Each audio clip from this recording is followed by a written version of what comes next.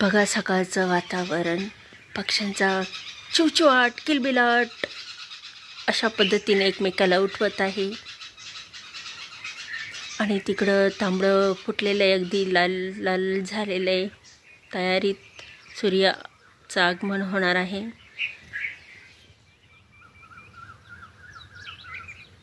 दूरवरून येणारा कोकिळेचा आवाज. आपण मेंढ्या बसवल्या होत्या, त्या मेंढ्यांना काहीतरी हवं खायला म्हणून कडुलिंबाची जी झाडं आहेत त्याची काही फांद्या तोडल्या आणि त्या फांद्यातलं त्यांनी खाल्लं आणि उरलेल्या ह्या फांद्या आता तेच घेऊन जाणार आहेत. सकाळी असं मस्त धुकं पसरलेलं आहे आणि थंडीत गारवा पण इतका वाटतोय ना की हातपाय सुद्धा गार होतात. इथपर्यंत ही थंडी वाढलेली आहे. आणि अक्कानी सारवलेलं काल, आज तिथं रांगोळी चालू आहे तिची.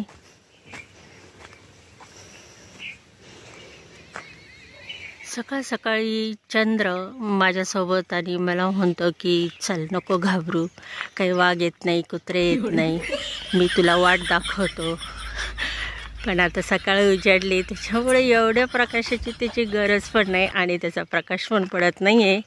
पण आभाळामध्ये चमकतं इथपर्यंत ते दिसतंय. चंद्राचा मी व्हिडिओ घेत होते, व्हिडिओ क्लिप घेत होते. ते इकडं साळुंक्या ओरडत होत्या की आमचा पण घे, आम्ही इथं तारेवर बसलेलो आहोत.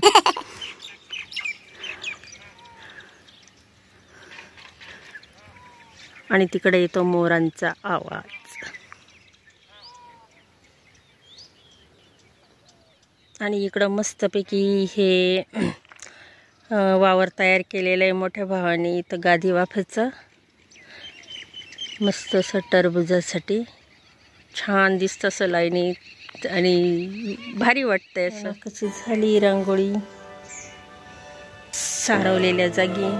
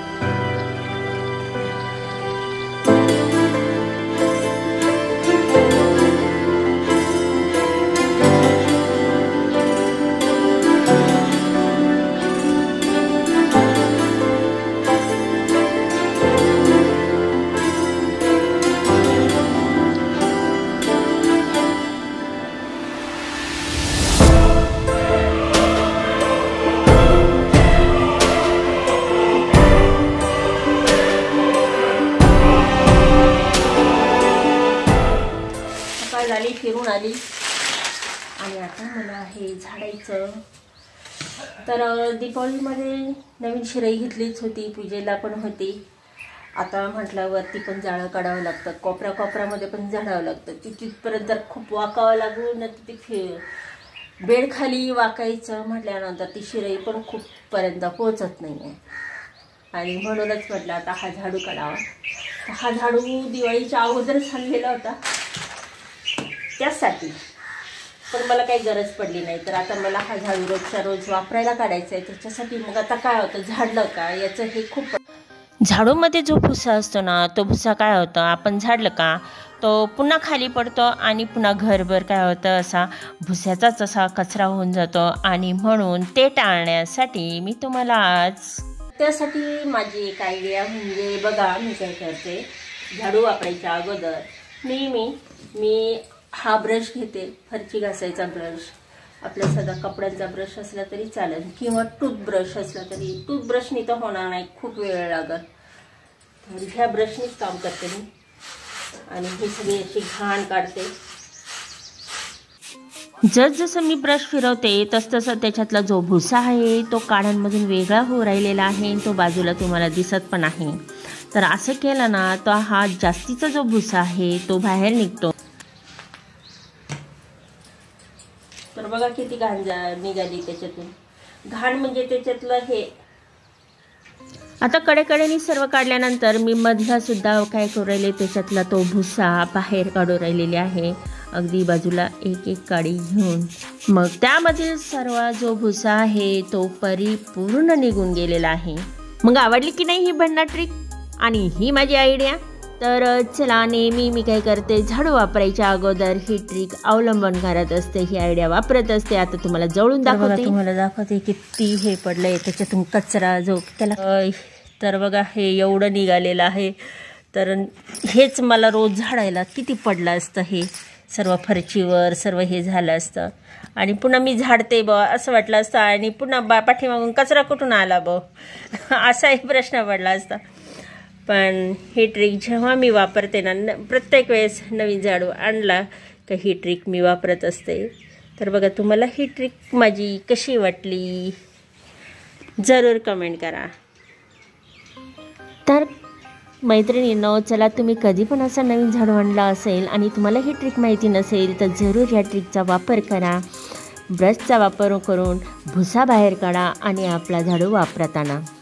तर चला, आता सर्व मी घरं झाडून घेते. आणि मला हा झाडू काढायचा होता, खरा म्हणजे भिंती मला झटकायच्या होत्या आणि त्या भिंती मी खराटाच नाही तर मी कधी कधी दिपावळीमध्ये सर्व खराट्याचाच वापर केला आहे स्वच्छ करायला. पण आता झाडू पण आहे, झाडून असे सर्व भिंती वगैरे झाडूनच घेत असते. 15 दिवसातनं मी भिंती तर नेहमी झाडून घेत असते. पण रोजच्या रोज मी दाराच्या मागचं आणि कोपरा कापरा जे आहे ते सगळं जळमटं काढत असते. पण जेव्हा मी साफ करायला जाते ना, त्यावेळेस मला त्या दाराच्या मागं फटीमध्ये जळमटंसुद्धा दिसत नाही. कसे दिसणार? कारण मी रोजच साफ करत असते. आणि बघा, रोज अशी स्वच्छता ठेवल्यानंतर आपल्याला दिपावळीमध्ये किंवा एखाद्या मोठ्या सणाच्या वेळेस एवढा त्रास होत नाही. तर तुम्हाला आजची ही ट्रिक कशी वाटली? नवीन झाडू आणल्यानंतर त्याचा भुसा कसा बाहेर काढायचा आणि माझी भन्नाट आयडिया कशी वाटली? आता मी आवरून सावरून आता मी चालली आहे. तर कुठे आली? पण नाही आली नाही मी. मी अजून आवरतच आहे आणि मला जायचं आहे.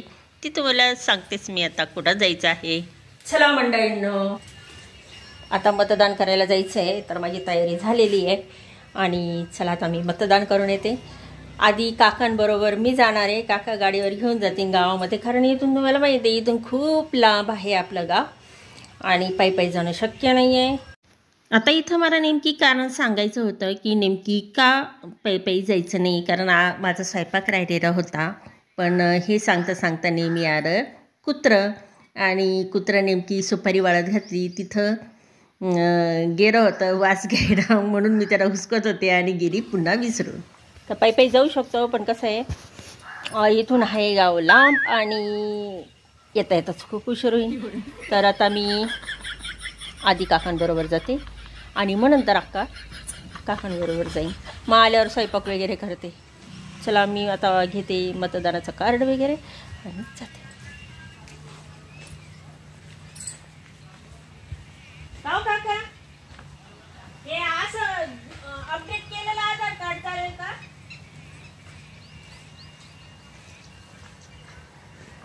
चालली तर आहे इथं खळ्यावर टाकले मी सुपारी. अक्काला लक्ष द्यायला लावते, नाही तर कुत्रे तोंड घालतात तिथं.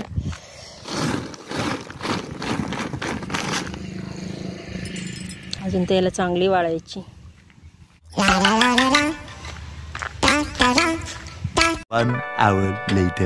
मी आत्ताच आले इतक्यामध्ये मत देऊन, आणि हे माझं. आणि आता अक्का जाणार आहे काकांच्या गाडीवर. काका तर बसले, पाणी देते झाडांना. मग एक झाड झालं का पुढे गेले काय नव्हतं, तिकडे देऊ राहिले. मग एक झाड झालं का त्यांचं चालू राहतं पाणी द्यायचं. मग ते एक दुसऱ्याला लावून देते ना, नाकाला घेऊन जाते. काही नाही, मला किती वेळ लागला, खूप वेळ लागला नाही मला, काहीतरी 10-15 मिनटं लागले. तिथं मोबाईलसुद्धा चालत नाही ना, आणि तिथं घेता पण येत नाही फोटो वगैरे किंवा काही पण, त्याच्यामुळे मग काही मोबाईल घेऊन गेलीच नव्हते मी.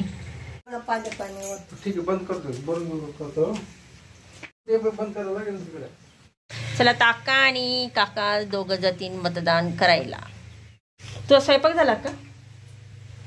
माझा स्वयंपाक राहिलाय, मी घेते करून. अक्का येईल जाऊन. चला, आल्यावर मी भाजी म्हणजे चपात्या केल्या आणि भाजी केली. आल्यावर काय झालं, पीठ संपलं, अक्काकडनं घेऊन आली, चपात्या केल्या, भाजी केली आणि मग अक्का आली. आता 11 वाजले. 12 म्हणजे 10ची सवय मला जेवायची. पण आजकाल इतकं उशिरा पण उठणं होतंय ना ह्या थंडीमुळे, आणि काम पण इतकं उशिरा होतंय ना या थंडीमुळे. लवकर थंडी काही जात नाही, आणि ऊन पडल्यावर कुठं ते काम करावं वाटतं. धुणं धुवा, कपडे धुवा, धुणे भांडे करा, बाकीच्या घरातलं झाडलोट, बाहेरचं झाडलोट. तर मग असं उशिरा होतो. आणि 10 वाजता गेली मतदान करायला, आणि आत्ता स्वयंपाक झालेला आहे माझा. चला आता ताटामध्ये बनवला आहे तांदूळ खेची भाजी, शिरा आणि ही चपाती. तर चला या जेवायला तुम्ही पण. आणि तुम्ही मतदान केलं का नाही हे जरूर सांगा. कोणी कोणी मतदान केलं, कोणी कोणी नाही केलं ते बी सांगा.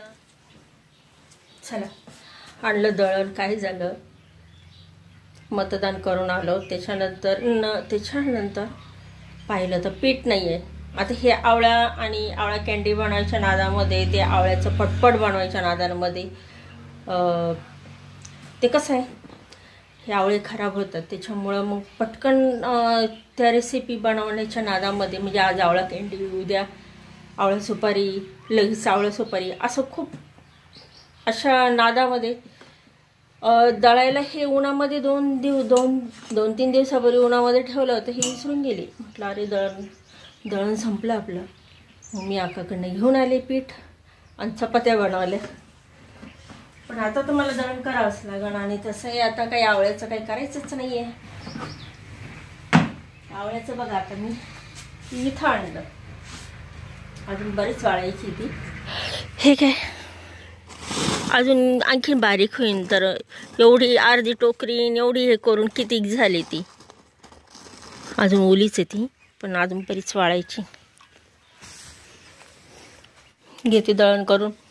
चांगले 2-4 दिवस चालले याला, चांगलं 2-4 दिवस मी ऊन दिलं होतं. त्याच्यामुळं काय झालं, मस्त कडक झालेले हे गहू. आणि काय नाही, चाळायचं करायचं पटकन.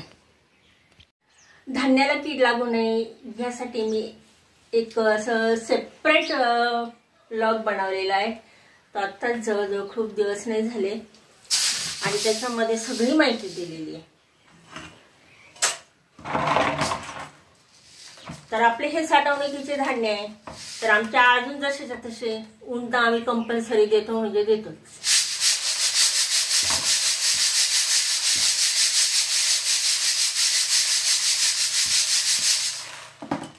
आणि मागच्या वर्षी काय झालं की आपण गहू केलेच नाही वावरामध्ये, आणि केलं तर आता कसं या वर्षी केलेले आपण. मागच्या वर्षी तर बनवलेच नाही, म्हणजे गहू मागच्या वर्षी पिकच घेतलं नाही त्याचं. तर केले आपण, यंदा केली. मागच्या वर्षी पाण्याचा अभाव होता, त्यामुळं केले नव्हते. आणि यंदा आपण केले गहू, पण यंदा आपण हरभरा केला नाही. तर यंदा आपण सगळं मक्याचं पीक घेतलं. काही नाही, गहू करायला फक्त हे याच्यामध्ये जे आहे हे असं आहे फक्त, बाकी काही नाही, खडे नाही जास्त.